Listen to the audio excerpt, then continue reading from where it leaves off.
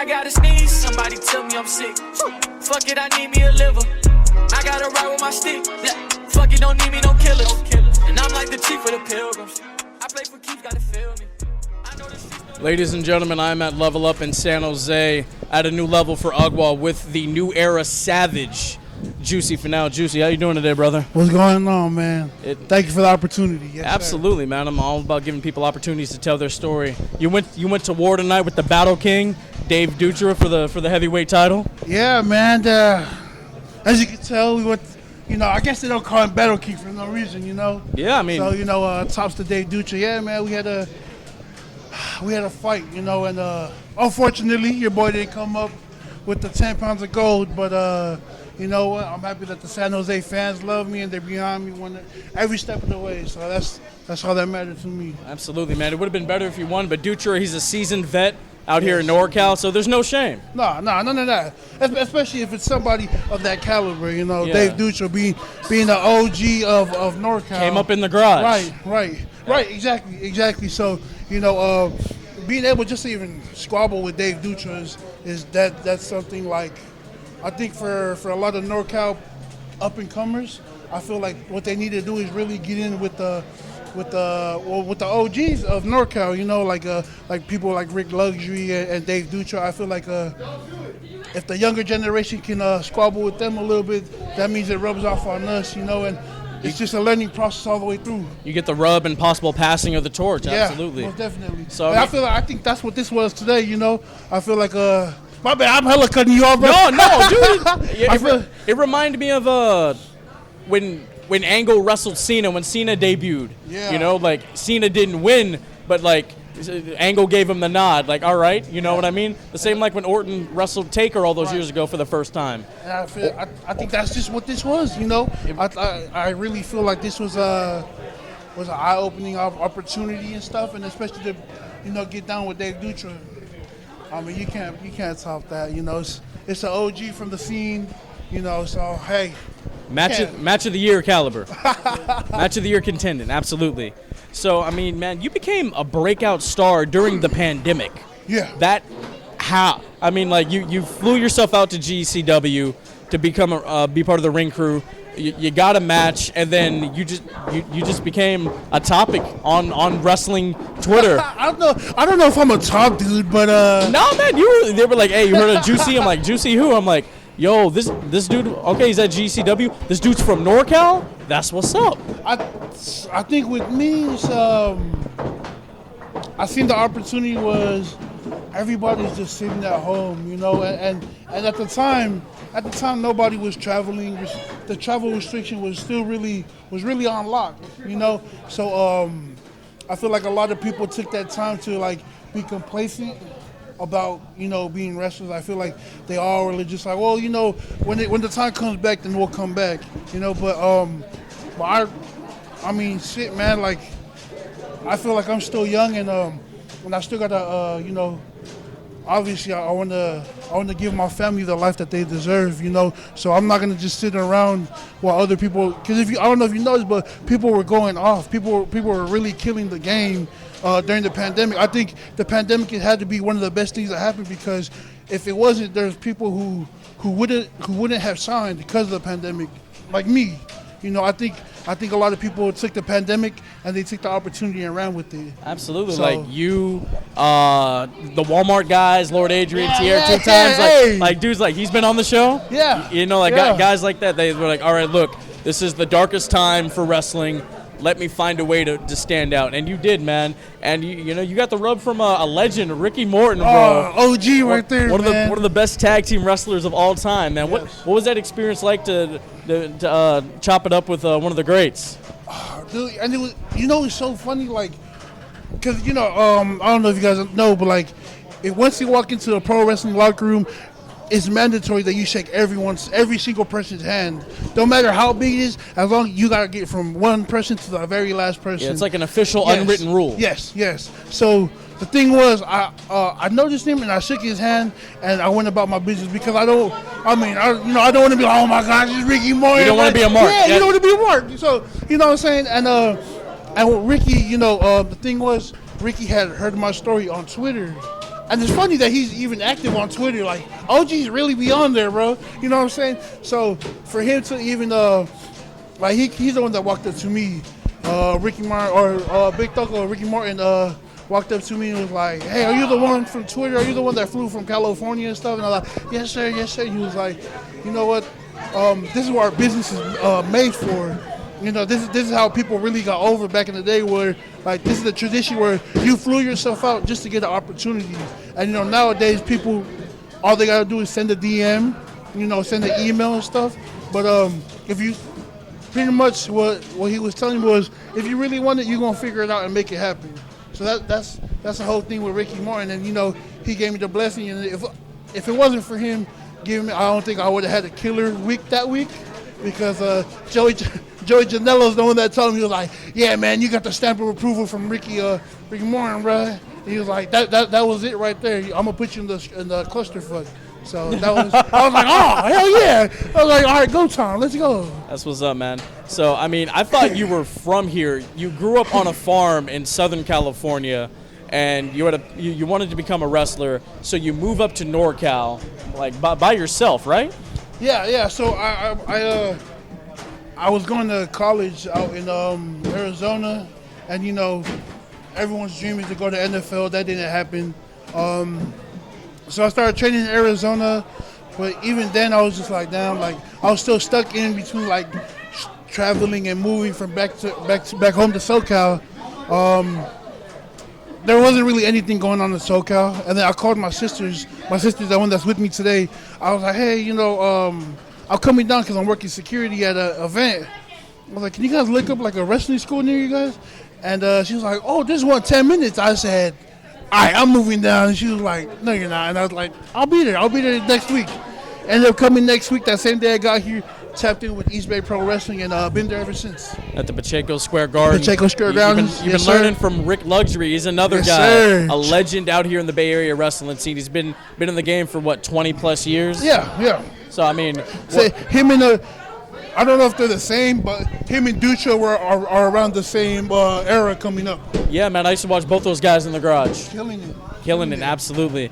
So I mean, what was that experience like learning from Rick Luxury? He's a guy that takes this craft so seriously. He's trained Starboy Charlie, and you see what he's popping off in GCW too. Yeah. So I mean, I feel like anybody that Rick puts under his learning tree, I feel like anybody that's under Rick's learning tree, guaranteed success. Yeah, I think it's automatic. Just being able to learn from, because I don't know if you know, he trained Starboy, Thunder Rosa. He helped train Will Hobbs. He helped train Jungle Boy. So you know, Rick has a lot of experience. A lot of experience training top stars and stuff. So I think just now is Rick is getting his flowers while he's still here. You know what I'm saying? Absolutely. So, what's the most important thing he's taught you? Hard work. Hard work, man. Man, Rick is such an awesome trainer. I think because I had already came in kind of knowing what I was not what exactly what I was doing, but I kind of knew like from the basics a little bit. But if it wasn't for Rick is the one that sharpened me up, smartened me up, and pretty much kicked my ass in the ring about the whole situation. It's like, all right, bro, this is how the business is, and you know, Rick Luxury is the first one to take me on our first road trips and stuff, you know, to out the states and stuff. So my coach has been a real big part of my success. Absolutely, man. I love to hear it. You love to hear it.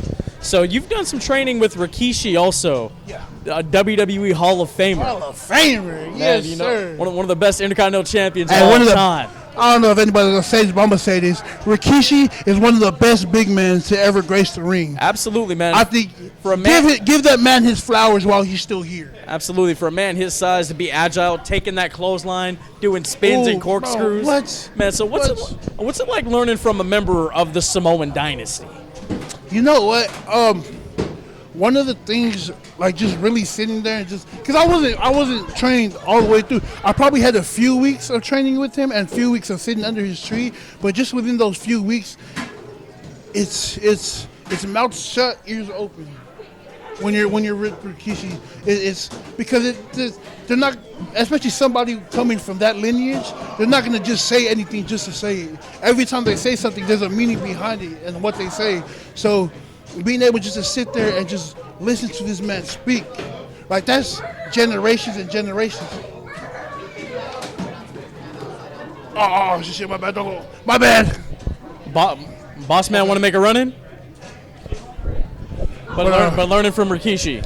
Yeah, learning from Rikishi. That I think with him is yeah, man, just being able to learn from somebody of that from that lineage and that caliber. Yeah, that caliber, bro. Like I said it before. Rikishi is one of the best big men to grace the ring. Absolutely. I mean, when we think big man, we think Bam Bam, we think Vader, we think King Kong Bundy, Taker, Kane.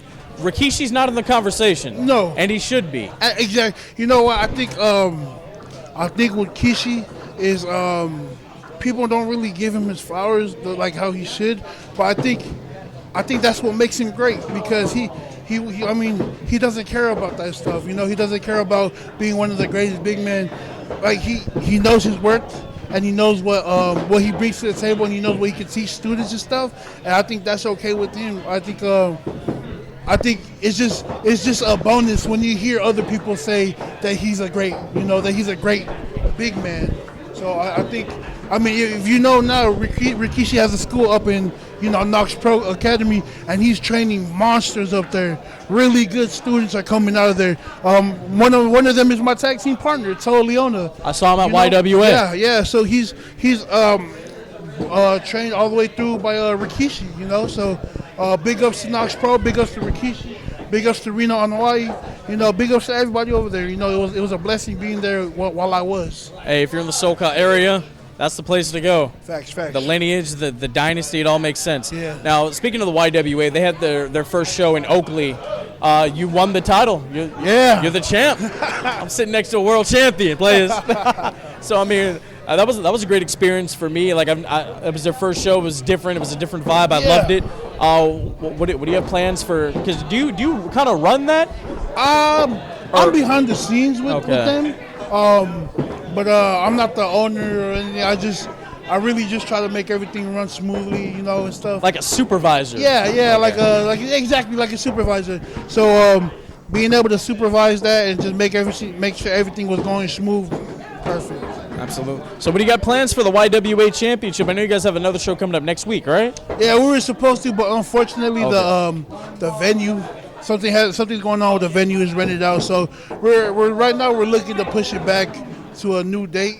Okay. And how you feeling, bro? I'm hurting, bro. I just told them, I was like, bro, they don't call Dave Duch the Battle King for nothing. Yeah, man. I thought he broke your nose in there, bro, just kill it. I thought he broke your nose. I don't know if you guys see this, Also, shout out to Chillville, you know what I'm saying? Go get your merch, baby. We're gonna bring that up. We're gonna bring that up. Yes, sir. But I mean, let's talk about the Bay Area wrestling scene. It's for the longest time, this was an island where guys didn't get away. That was the best way D-Rogue put it.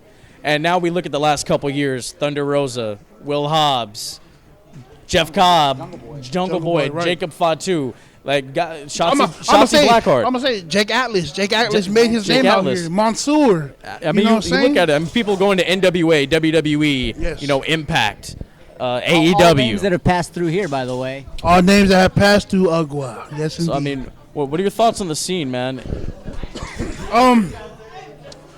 Just like how D-Rogue said, D-Rogue said that this was a island for the longest time.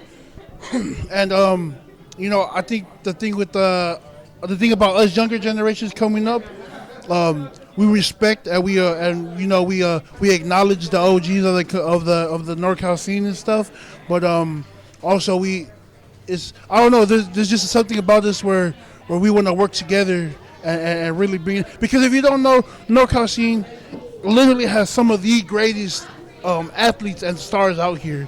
So I don't know if NorCal gets that acknowledgement, but NorCal really does put out some really good talent. And when I talked to Rogue, he said he wasn't just good for NorCal; he was good in general. That goes for everybody that wrestles here. Yes. These guys aren't just good. These guys and girls aren't just good. They're for NorCal. They're good in general. And I think one of the biggest. Sorry, I spaced out. One of the biggest. What the fuck is the word? One of the biggest things or factors. One of So I don't know if you guys watched GCW last week. I saw some clips, yeah. GCW had 7 matches on that card. 4 of those matches had NorCal talent. 4 of those NorCal talent was on a national stage with GCW last week. You know, Jack Cartwheel versus Jimmy Lloyd. You know, me versus Slack. Effie versus Dark Sheik. And of course, Starboy Charlie versus Leo Rush. So, you know, if you look at that should give you like, damn, NorCal is really coming up. Just we damn near covered half of that show. Not to include OGKG was announcing the thing. So that's 5 talents from this side, you know, and that's just the beginning. This right here is just the beginning for NorCal. Yeah, man. I mean, it was hot. It was unstoppable, you know, 2019. But then the pandemic hit. It put a halt on things, and we're building it back up. UGWA starting up. West Coast Pros coming back in July. Yes, sir. Hopefully APW runs a show this year. Like, things are happening for talent and promotions right here in the Bay Area, and you love to see it. You love to see it. I think it's beautiful, you know. It's beautiful. We don't have to wake up hella early in the morning and catch flights. We just wake up maybe a couple hours before the show. Like, oh, I'll get there in 45 minutes. You know. Let me hop in and do this work real quick. Yeah. So I think it's I love it, man. I love that the scene is coming back, and I love that the scene is coming back even stronger than ever. I want to talk about Chillville, man. So what is that? I saw you. Chillville, baby. You're wearing the shirt. I saw you plug it on your Instagram a couple days ago. Yeah, you know, shout out to my boy Pete and them. If you see my stuff, we're actually starting something really cool, you know. And one of the owners that at the studio that we're at, this is his company, you know. And so, you know, they're if you guys find them on YouTube, it's Hella Loud Studios, or you can find the loudstudios.tv on YouTube. You can check their stuff out. But really what we're trying to do is me and Jacob and Midas and Pete, what we're trying to do is trying to be the ESPN of independent wrestling, but with weed. Okay. You feel me? So it's just like we're not you know tagged with anybody. Nobody's paying us. It's just we honestly believe that the independent scene is so overlooked that we don't get those types of, you know. Of course, WWE has you know, their news shows about this stuff. I think with us, what we're trying to do is we're trying to shine light on the not NorCal, but like any independent circuit that's going on. Trying to make sure everybody eats. Everybody eat, because you know what? When everybody eat, everybody happy. Exactly. And that's really what it is. You know, we just trying to shine light, show blessings to everybody, and that's something that we coming through. You know, shout out Hella Loud Studios, shout out Chillville, shout out Pete. You know what I'm saying? Go get your merch, baby. You love to see it. So this is the rapid fire portion of the interview. Favorite finisher of all time? Stinkface. Stinkface? Yes. Yes. All right. Favorite gimmick of all time? You a Repo Man? You a Doink guy? You a Taker? You a Kane guy? Favorite gimmick? Mr. Ass, Billy Gunn. I'm an ass man. Dun, dun. Yes. Hey, that fool walked past me at StarCast. He is humongous. Bro, when I shook his hand, and like I couldn't like close my hand because his hands were like so big, and I was like, oh. Damn. People don't understand how big Billy Gunn is. Hey, Billy Gunn is massive. So like, if you're at the karaoke bar, is that the go-to? The theme song? Nah, the go-to is No One by Alicia Keys. Can I get a little rendition? No one. There we go. You love it. You love it. Yes, sir. All right. Favorite match of all time. A match that you think is an absolute masterpiece. That's hard. Yeah, you have to put me on the spot. I think one of my favorite all-time great matches had to be. I think one that I like really watched was one of my very first pay-per-views was WrestleMania. So one of the greatest matches I watched was Undertaker versus Shawn Michaels. 25? Yes. That's my favorite match too. Yes. It's I mean, two guys, nothing two left of to the prove, greatest. in their 40s, putting on a banger. A banger. And you couldn't ask for anything more. You couldn't. No. Like that was my first wrestling high. Yeah. Like I was exhausted after that. Didn't even care about the main event. It's funny too because I didn't watch it the very first. I didn't watch it when they came out, so I tried to like ignore everything.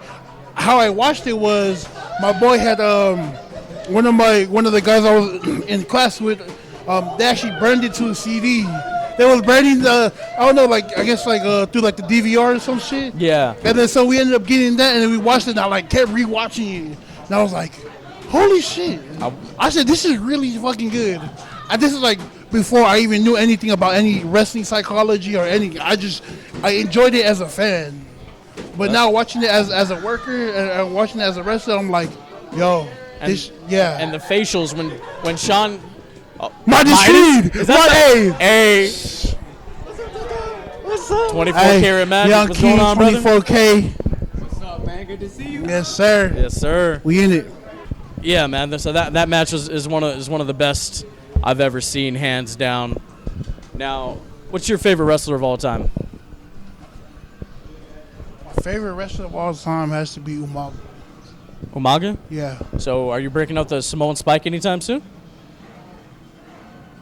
You're going to have to wait and see. Okay. I might have something planned. Okay, you know what I'm saying? okay. But, I see. You know, without their blessing. But, my boss. But, yeah, man, I think Umaga is one of my all-time favorites. I understand. Well, man, this has been a great conversation. Boss. The camera died. I'm sorry. We've been trying this shit for hella long. We've been trying, I'm man. so sorry. It's okay, bro. It's okay. Where can the people find you? You can find me at Juicy Finau. That's JUICYFINAU. You can find me on Twitter, Instagram, and TikTok. You can find me on TikTok, baby. Okay. So I'm out there, you know, tapping with me on my merch. You can my link down there is. I'm gonna come back to you. I don't know my link. It's okay. But if you go to my profiles, my link is in the bio. So go ahead, tap in with me, man. We good. Juicy, thank you so much, man. Hey, brother, thank you for the opportunity. You guys already know Bulletcast on Twitter, the Bulletcast Instagram, YouTube, Bulletcast. TNC Yes, at the movies on YouTube. In the click, buy the merch. Teesprings Bulletcast, Pro Wrestling Tees. Thank you guys so much. I gotta sneeze, somebody tell me I'm sick. Fuck it, I need me a liver. I gotta ride with my stick. Fuck it, don't need me no killers. And I'm like the chief of the pilgrims. I play for keeps, gotta feel me. I know the streets know the real me, but I know the streets can't heal me. Can't game with me, gotta come through fly. This has been the Bulletcast. Thank you for listening.